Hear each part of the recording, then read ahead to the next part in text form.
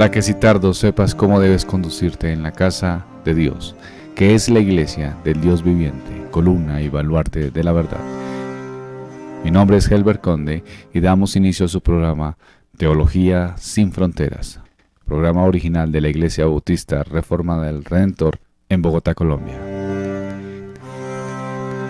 Hoy, el profesor y candidato a doctor en Historia de la Iglesia Cristiana, Joel Sarvan, analizará el capítulo 3 de la Confesión de Fe de Londres de 1689, del Decreto de Dios.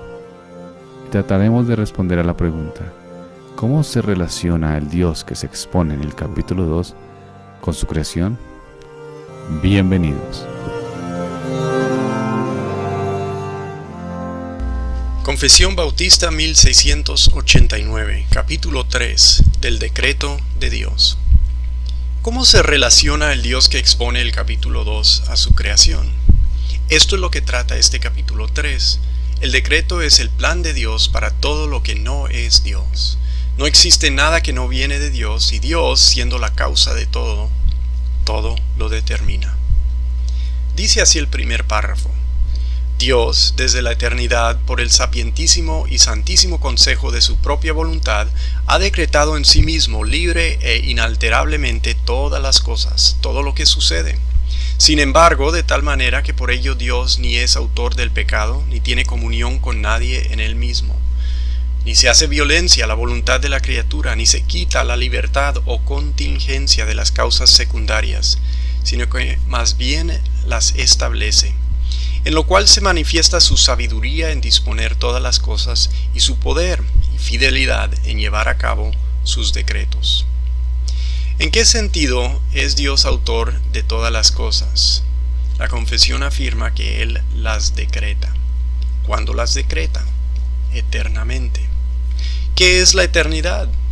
La eternidad no es ningún momento temporáneo. ¿Será que lo que es la eternidad es lo que ocurrió antes de la creación del mundo? Pues en cierta forma no existe anterioridad cronológica de lo que vino antes de la creación del tiempo y lo creado. Si el comienzo es cuando arranca el tiempo, si la creación es cuando arranca el tiempo, ¿cómo pensamos entonces de lo que viene antes? ¿O será que siempre ha habido tiempo? El problema con decir que siempre ha habido tiempo es que habría algo afuera de Dios junto con Él o anterior a Él. Sería algo del cual Dios no es autor. ¿Será que lo eterno es lo que existe sin secuencia temporal? Me parece que sí, pero aquí el problema es que no lo podemos imaginar. Nuestro idioma no es idioma de la eternidad, es del tiempo, porque somos criaturas con comienzo y con cambio del tiempo. Esto nos señala que nuestro idioma sobre Dios tiene que tomar en cuenta que Él no existe como nosotros existimos. Hay una gran distinción entre el Creador y las criaturas. Pero creo que esta idea de que lo eterno es algo sin secuencia temporal, aunque no lo podemos imaginar, es lo que mejor concuerda con nuestra confesión. El tiempo, dice Platón, es la imagen movible de la eternidad. No sé si a ti te expresa algo este dicho, pero a mí me ayuda, que el tiempo es la imagen movible de la eternidad. Es como un gesto, más que una descripción o una contribución. La verdad, estamos entrando en conceptos pesados y filosóficos. ¿Por qué? Porque tan complejo es organizar y hablar sin comprender completamente lo que Dios acerca de sí mismo nos revela. Entonces, Dios decreta eternamente y todo arranca. O sea, solemos pensar de la eternidad como una pausa antes de la creación, pero yo no sé si el concepto de la eternidad lo permite. Pero dejemos con eso ese tema de la eternidad a un lado. ¿Por qué tenemos que afirmar que Dios decreta todo? Veo tres razones. La primera es por negar que hay algo que no tiene su origen en Dios. Afirmamos que Dios decreta todo porque lo contrario sería afirmar que algo existe antes o junto con Dios. Pero así no nos da a entender Dios qué son las cosas. La segunda razón es que nos metemos en grandes dificultades filosóficas si negamos que todo lo que es originado tiene causa. Esta ley es la ley de la causalidad. Hoy no se pone el énfasis que en antiguos tiempos se ponía sobre la causalidad, pero es un error. La tercera razón de afirmar que Dios decreta todo la podemos ver en Efesios 2:11. Dice, en Él asimismo, esto es en Cristo, en Él asimismo tuvimos herencia, habiendo sido predestinados conforme al propósito del que hace muchas de las cosas según el designio de su voluntad. No, eso no es lo que dice. Quizás dice conforme al propósito del que hace la mayoría de las cosas según el designio de su voluntad. Pero eso no es lo que dice la Biblia. Ahí dice que Dios hace todas las cosas conforme al propósito del que hace todas las cosas según el designio de su voluntad. ¿A quién consulta Dios en su decreto eterno? Dios consulta a ninguno. ¿Quién le puede aconsejar? ¿Hay algo que Dios no decreta? La confesión afirma que no hay nada, todas las cosas. Efesios 2:11, si seguimos leyendo en la Escritura, dice que Dios hace todas las cosas según el designio de su voluntad, y lo tomamos en el sentido más amplio, en un sentido absoluto. Mira en el 2:10, donde vemos el propósito de reunir todas las cosas en Cristo, en la dispensación del cumplimiento de los tiempos, así las que están en los cielos como las que están en la tierra. ¿Qué hay que no sea cielo y no sea tierra? En lo que está diciendo Pablo en Efesios 2:10, nada está excluido, o está en los cielos, o está en la tierra, o no existe. ¿Qué hay que no va a ser parte del dominio de Cristo? Nada, porque todo está incluido, todas las cosas en Cristo. Este es el fin de todo lo que existe. Así que de comienzo a fin, Dios decreta todas las cosas. Esta afirmación, que todo lo decreta, obviamente tiene implicaciones. ¿Hasta el mal que sucede lo decreta? Sí. Por eso inmediatamente afirma la confesión que Dios lo hace de tal manera que no es autor de pecado ni en comunión con pecadores. ¿Cómo es posible? Pues se puede afirmar sin entender. Quizás parezca una contradicción por el punto de vista humano que tomamos. Nuestras limitaciones nos imponen una aparente contradicción. Dios ciertamente puede hacer las cosas de forma que no entendemos. Es por definición lo que es un Dios, que va más allá de nuestro entendimiento. La fe, sin embargo, busca entender estas cosas, investiga lo que cree por revelación de Dios, buscando saber algo más. ¿Cómo podemos afirmar esta verdad? Que Dios decreta el mal. Génesis 50:20 contiene una observación interesante que José hace a sus hermanos cuando les dice: vosotros pensasteis mal contra mí, mas Dios lo encaminó a bien, para hacer lo que vemos hoy, para mantener en vida a mucho pueblo. ¿Se acuerdan de José y sus hermanos? Los hermanos de José eran malos hombres, hicieron muchísimas cosas malas, y una de las peores que hicieron es cuando vieron a su hermano, que lo odiaban, dijeron: vamos a matarlo. Al fin no lo mataron porque les daba igual venderlo que matarlo, solo que vendiéndolo, pues, acababan con más plata. Entonces lo vendieron a la esclavitud a su propio hermano y se lo llevaron a otro país, que ahí lo vendieran a quién sabe qué. ¿Qué le iban a hacer a José en la esclavitud? No le importó a sus hermanos. Ellos planearon un gran mal contra su hermano. ¿Quién puede decir que eso es bueno? Pero eso es lo que afirma José. Ellos lo querían matar y maltratar, pero Dios tuvo el propósito en esas malvadas acciones de salvar las vidas, no solo de José, no solo de gente en Egipto que se salvó del hambre, pero de los mismos malvados hermanos de José. José afirma la culpa de sus hermanos, no dice que no fueron culpables, sus intenciones fueron malvadas, pero afirma en malos eventos otras intenciones, las de Dios. ¿Piensas que Dios lo encaminó, como dice la escritura ahí, después, cuando se dio cuenta de lo que estaban tramando los hermanos de José? ¿Será que Dios dijo, chanfle, están vendiendo al bueno y se va a tirar todo el plan que tengo? ¿Qué hago ahora? No, claro que no. Dios ya lo había decretado. Dios dijo, así se va a hacer, sin volverse culpable de lo que ellos hicieron, porque Dios tenía una intención buena. Dios ya lo había decretado y Dios no cambia. La confesión afirma que Dios tampoco viola la voluntad humana. Hay quienes hablan como si la voluntad humana no existe o no importa. Tienen un hipercalvinismo en el cual el ser humano carece hasta de responsabilidad. Pero eso no lo debemos hacer. Y eso no es lo que dice la confesión. La voluntad y la responsabilidad humana las afirmamos. ¿Cómo es posible? Pues yo no lo entiendo completamente. Yo veo que hay que afirmar la soberanía de Dios. Yo veo que hay que afirmar la responsabilidad humana. Y es lo que hace la confesión. Y es lo que debemos hacer. Dice también que Dios no hace violencia a la voluntad de la criatura, ni se quita la libertad o contingencia de las causas secundarias, sino que más bien las establece. El ejemplo de José nos ayuda a ver eso.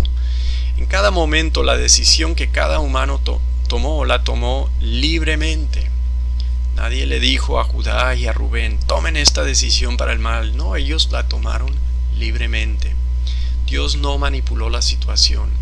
La culpa, la responsabilidad de los hermanos no se anulan. Pero los propósitos divinos no se frustran, antes bien se establecen. Habla de causas secundarias. ¿Qué es una causa secundaria? Es una causa que se da ya dentro de un sistema, o se puede decir es una causa subordinada a otra causa. Digamos, por ejemplo, que Dios decreta la ley de la gravedad. No sé si hay una causa anterior a ella. Si hay una causa anterior a ella, entonces la ley de la gravedad es secundaria. Pero digamos que Dios la decreta, ¿sí? Que cosas caigan se da por la causa secundaria, que ya es la ley de la gravedad. Que cosas caigan, o sea, en este ejemplo, Dios no es la causa inmediata de que caigan las cosas. Entendemos por eso que hay varias formas de causar las cosas. Dios decreta la ley de la gravedad, dentro de la ley de la gravedad, cosas caen a la tierra. Tenemos que poder a veces distinguir causas. Aristóteles distinguió causa formal, causa material, causa eficiente y causa final. Y en esos tiempos en que se escribió la confesión, ellos entendían esta causalidad y la teología las manejaba esas distinciones. Lo hemos perdido, pero lo debemos recuperar. En cuanto a las causas, se puede decir que la investigación científica busca entender causas secundarias. En términos prácticos, ¿qué nos está diciendo este párrafo? Nos está diciendo, Dios lo tiene todo bajo control y puedes descansar en esto. Por otro lado, que Dios lo tenga todo bajo control no quiere decir que puedes salir de tus responsabilidades. Usamos esta doctrina para honrar a Dios, no la usamos para evadir lo que nos toca hacer. Por eso dice al final, en lo cual se manifiesta su sabiduría en disponer todas las cosas y su poder y fidelidad en llevar a cabo sus decretos. El punto de afirmar algo como es esta doctrina del decreto de Dios es honrar al Dios que decreta. Sigue diciendo el párrafo 2 del capítulo 3, aunque Dios sabe todo lo que pudiera o puede pasar en todas las condiciones que se puedan suponer, sin embargo, nada ha decretado porque lo previera como futuro o como aquello que había de suceder en dichas condiciones. La confesión aquí hace una negación. ¿Qué es lo que niega? Niega que Dios mira hacia el futuro y ve lo que se va a dar y entonces lo decreta. Hay quienes dicen que Dios ve lo que puede pasar y escoge entre todas las posibilidades. En este escenario que ellos dicen, Dios ve que estás a punto de escoger, digamos, entre blanco y negro. Entonces existen esas dos posibilidades. Puedes escoger blanco, puedes escoger negro. Dios entiende lo que sucede a consecuencia de cada lado. Si escoges blanco, Él ve lo que va a seguir. Si escoges negro, igual. Entonces Dios decreta lo que le parece mejor. Y el otro sigue siendo una posibilidad, mientras el escogido se vuelve la realidad. Va a tener un momento de ser. ¿Cuál es el problema con ese escenario? La voluntad de Dios ahí depende de un objeto externo a Dios. No es autodeterminado. No expresa voluntad en el sentido libre, sino casi una preferencia más bien. Que sea así lo niega la confesión para afirmar la libertad de la voluntad divina que decreta. Dios no consulta con el futuro. Dios no consulta con lo posible. Dios no consulta con nada, sino solo con sí para decretar todo. Capítulo 3, párrafo 3, sigue diciendo: por el decreto de Dios para la manifestación de su gloria, algunos hombres y ángeles son predestinados o preordenados a vida eterna por medio de Jesucristo para alabanza de la gloria de su gracia.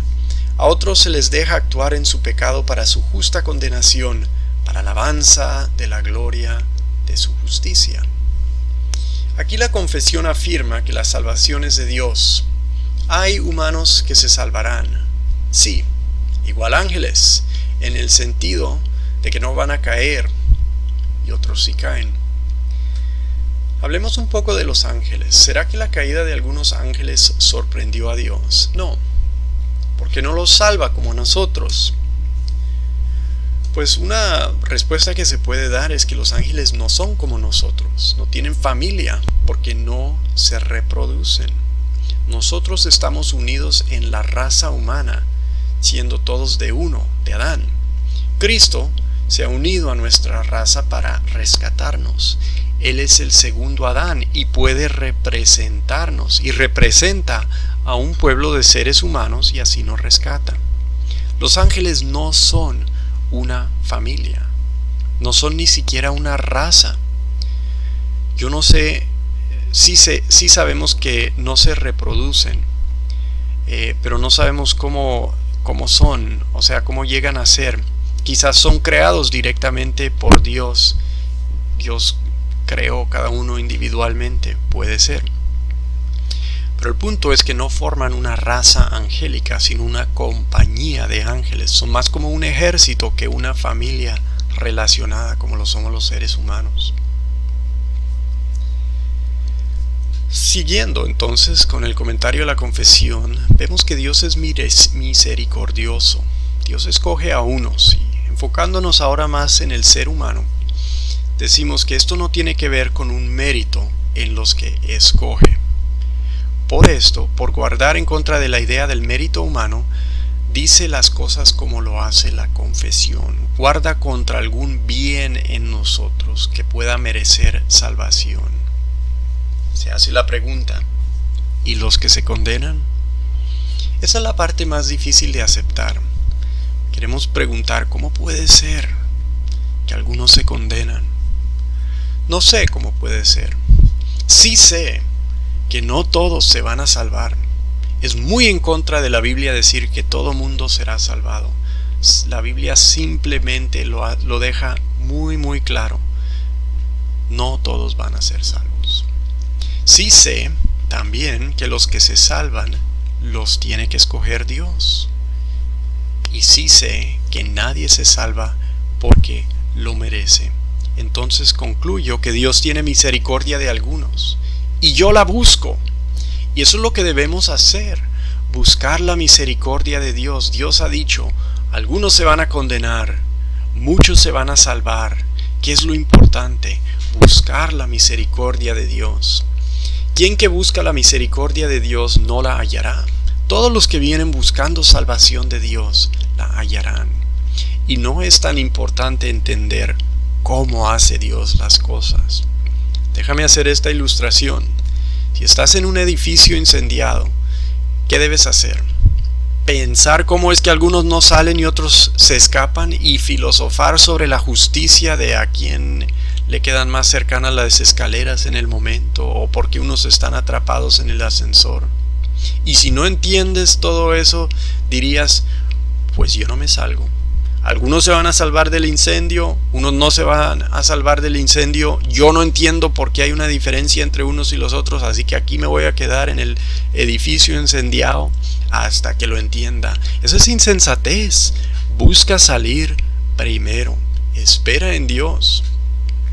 El punto es preservar la salvación afirmando el decreto, porque solo este Dios que decreta nos puede salvar. Capítulo 3 y párrafo 4. Estos ángeles y hombres, así predestinados y preordenados, están designados particular e inalterablemente, y su número es tan cierto y definido que no se puede aumentar ni disminuir. El decreto no se altera, y por eso es constante el número de los que se salvan. Es inmutable porque Dios es inmutable. Él logra sus propósitos. Un Dios que cambia es un Dios que puede que no logre lo que propone, o no supo cómo planearlo bien y tuvo que alterar el plan original, y así no es. ¿Por qué es importante afirmar esto del número, que lo hace aquí el cuarto párrafo? Porque Dios no escoge por grupos, escoge individuos. Dios personalmente conoce a todos los suyos. Y el punto es positivo. Al que Dios determina salvar, lo salvará. Capítulo 3 y párrafo 5. A los humanos que están predestinados para vida, Dios, antes de la fundación del mundo, según su propósito eterno e inmutable, y el consejo secreto y beneplácito de su voluntad, los ha escogido en Cristo para gloria eterna meramente por su libre gracia y amor, sin que ninguna otra cosa en la criatura como condición o causa le moviera a ello. Aquí se niega que es por mérito humano. ¿Por qué es tan importante negar esto? Para decir que nuestra salvación es de Dios. Esto es lo que implica afirmar que es de Dios, ¿sí? Cuando afirmamos que la salvación es de Dios, negamos que es de nosotros. No tenemos algo que cause nuestra salvación, ni siquiera una condición o un mérito, ni un meritico siquiera por ahí, ni un meritín, nada. O se basa en Dios que escoge libremente, o se basa en algo en ti. Y sabemos que la confesión afirma que se debe basar en Dios, porque así lo enseña la Biblia. La confesión no quiere que quede ambiguo. No puedes descansar tu salvación en ti. ¿Por qué no? Si tu salvación en algo se causa por algo en ti, nunca la vas a obtener, jamás. No es posible para un humano merecer salvación. Por más feo que la gente vea esta doctrina del decreto, es de la mayor importancia para la salvación que nos demos cuenta que no la podemos ganar, no la podemos merecer, nada hacemos para que Dios nos la dé. Veremos que esto guarda lo que la Biblia enseña del ser humano en su presente condición caída, condenada y mereciente de castigo. Es decir, esto mantiene un entendimiento sano de la doctrina de la salvación, coordina lo que es doctrina de Dios, lo que es doctrina del hombre, lo que es doctrina del pecado y lo que es la doctrina de la salvación. Hay que entender el panorama de esta enseñanza compleja, y lo que nos da la confesión es una forma de hacer eso a medida que avanzamos. Capítulo 3, párrafo 6. Así como Dios ha designado a los escogidos para la gloria, de la misma manera, por el propósito eterno y libérrimo de su voluntad, ha preordenado todos los medios para ello. Por lo tanto, los que son escogidos, habiendo caído en Adán, son redimidos por Cristo, eficazmente llamados a la fe en Cristo por su Espíritu obrando a su debido tiempo, son justificados, adoptados, santificados y guardados por su poder mediante la fe para salvación. Nadie más es redimido por Cristo o eficazmente llamado, justificado, adoptado, santificado y salvado, sino solamente los escogidos. Este párrafo expande lo que veníamos diciendo del párrafo 5. Todo depende de Dios, tanto fines como los medios que llevan a esos fines. Él ha determinado los medios a través de los cuales logra la salvación de los que ha escogido. No es que se van a salvar como puedan. Dios determina cómo es la salvación y así la revela a nosotros. No hay que detallar todos estos términos que acabo de leer, ya que van a ocupar capítulos enteros de la confesión. Luego lo veremos. Pero sí vemos aquí el progreso. Dios nos escoge antes de la fundación del mundo. Cristo nos redime en un punto histórico. El Espíritu obra en nosotros en el tiempo debido para que seamos justificados, adoptados, santificados y guardados. Al fin viene la salvación completa, salvos de la ira y el castigo eterno. Nadie goza de esto, sino los que Dios de antemano escogió. ¿Por qué es importante? Hay que entender cómo es para enseñarlo bien. Por eso es importante. ¿Puedes ser salvo sin entender bien todas estas cosas? Claro que sí. Pero vas a introducir distorsiones si no lo entiendes bien al momento de enseñarlo. Y contra esto nos guarda una confesión. Capítulo 3, párrafo 7. La doctrina del profundo misterio de la predestinación debe tratarse con especial prudencia y cuidado para que los hombres, al ocuparse de la voluntad de Dios revelada en la palabra y al obedecerla, puedan por la certidumbre de su llamamiento eficaz, estar seguros de su elección eterna. De este modo, esta doctrina proporcionará motivo de alabanza, reverencia y admiración a Dios y de humildad, diligencia y abundante consuelo a todos los que sinceramente obedecen al Evangelio. Nos advierte aquí la confesión de no manejar el tema irresponsablemente. Es un tema difícil, es un tema que ofende a la gente. Y existe la tentación de querer ofender a la gente, de usar la doctrina como para golpear a los que no lo aceptan. No existe para este propósito. No hay que usarlo así. Porque hay que manejar con responsabilidad y reverencia esta doctrina. Es la voluntad de Dios revelada. De eso estamos hablando. Y así se maneja algo así. Debemos obedecer y llevar otros a la obediencia, no al endurecimiento. Esta doctrina nos da seguridad, para eso está. Ese es su uso principal. Su uso principal no es de dar ofensa. Sí puede que ofenda, y seguramente va a ofender, pero no hay que agregarle.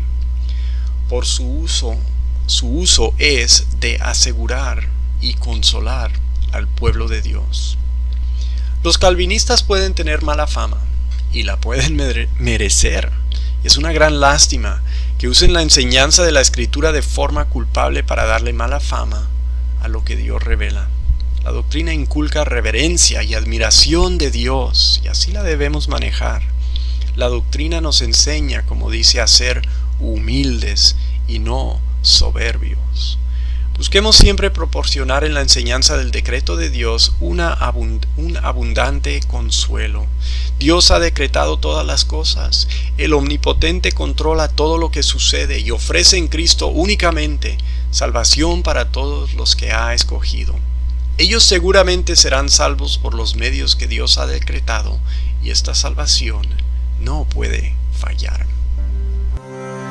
Terminamos Teología sin Fronteras, un programa original de la Iglesia Bautista Reformada del Redentor de Bogotá, Colombia.